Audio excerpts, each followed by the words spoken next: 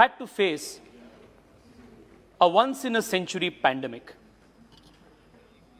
Across the world, schools, universities, and institutions of higher learning suffered greatly, and students in most universities across the world, most schools across the world, had to discontinue their education for a period of 1 year. In most advanced countries,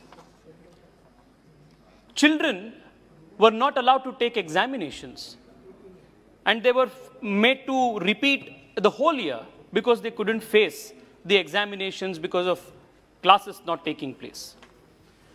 The sole exception to this global reality was India, because under the leadership of Prime Minister Narendra Modi, as soon as the pandemic started in the country, digital education and giving education through every mode possible, whether it was through TV, whether it was through radio, whether it was through podcasts, or every such digital medium was utilized and ensured that those schools were stopped, learning did not stop in India.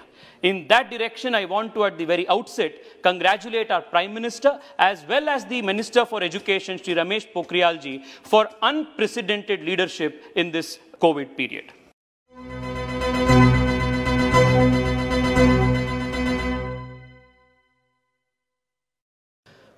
Even during this COVID pandemic, this country formulated and adopted the National Education Policy 2020. Madam Speaker, the National Education Policy 2020 is going to be the most important, most comprehensive, as well as the most far-reaching reform ever made in history of India. It is directly going to affect the largest number of population, especially the population of young Indians across the country. This policy is reviewing India's education policy after 1986, after a long period of 36 years. I would just want to use this opportunity to place on record a few observations on the national education policy and how this is going to transform the future of this country. Madam Speaker, India had a very hoary tradition of educational institutions. Before the British came, we had excellent universities, the Nalanda, the Takshashila. All of these universities were centers of excellence for around the world. It was attracting students from different parts of the world.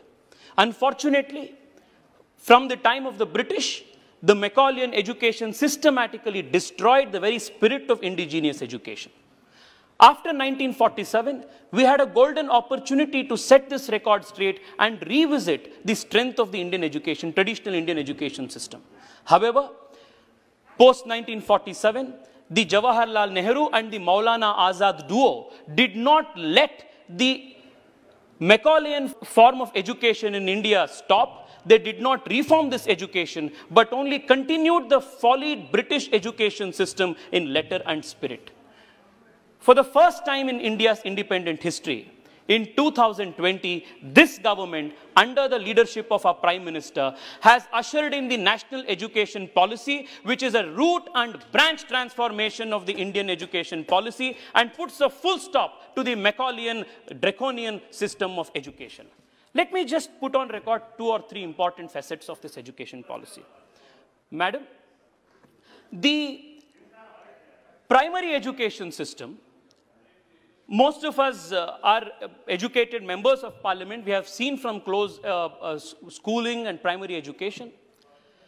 The primary education system in India was woefully afflicted by 2 very important problems. One was the problem and challenge of enrollment of students, ensuring accessibility and affordability of primary education. The second was ensuring early education. This important policy for the first time recognizes that 85% of mental makeup and growth of children take place from the age of 1 year to 6 years and therefore emphasizes on starting education well before age 6. This is a monumental step in the right direction that this national education policy is taking. Madam Speaker, the other important step this education policy is taking is in reframing the pedagogy. If I were interested in most of the schools, including me when I was in school, most of us have faced this problem. Suppose a student is interested in sports, or suppose a student is also interested in art or music. It was all considered to be extracurricular or co-curricular activities and was not given as much emphasis on, say, as learning mathematics or science. This deprived a lot of children who were extremely gifted from pursuing those fields because they were considered non-curriculum or they were considered extracurricular.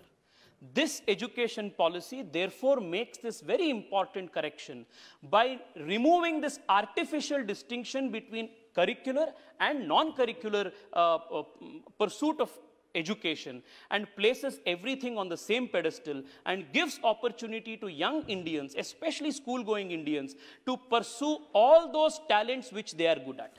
This in the coming years will result in a very important measure, madam, because tomorrow's Indians will pursue this path of theirs, the choice of theirs, talent of theirs, and will ensure that India will perform extremely well at global competitions, whether it is sports or otherwise. This is a very important step in that direction.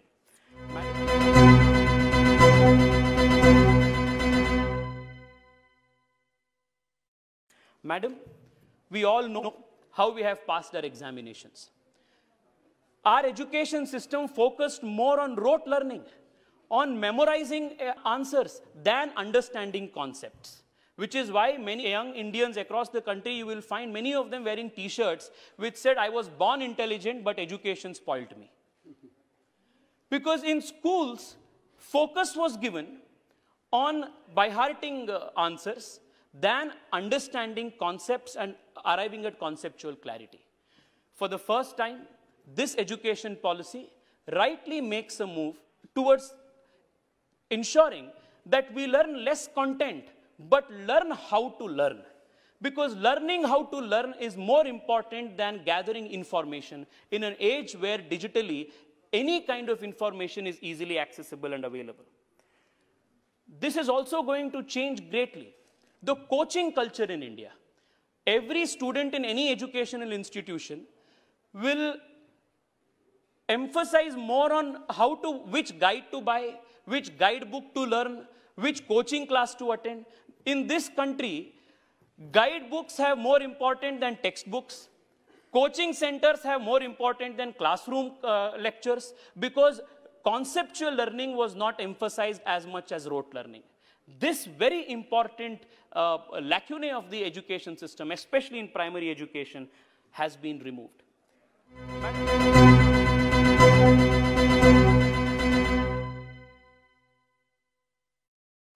I would just want to recollect some very important steps that were taken during this time, madam. Under the PM Vidya Diksha program, which was launched in May 2020 under the Atmanirbhar Bharat program, a digital infrastructure for education was created. Many members were rightly raising questions on how many people, how many students has this reached out to? How many students in a country as diverse as ours could benefit out of this?